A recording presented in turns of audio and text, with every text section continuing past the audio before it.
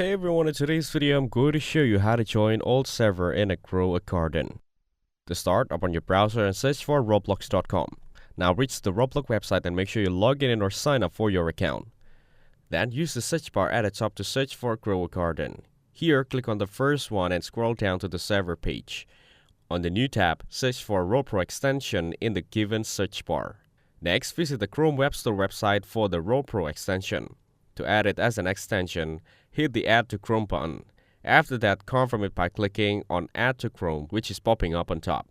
It'll start adding it on Chrome and reach the extension icon in the top right corner for more confirmation.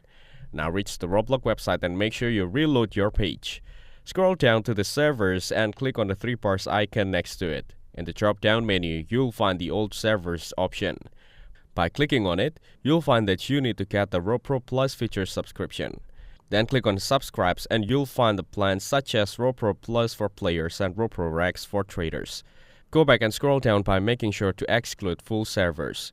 Then click on Descending and choose the Extending option. Now find the server by searching for P as the latest letter in the server name. Lastly, click on Join Server to join the old server to grow a garden.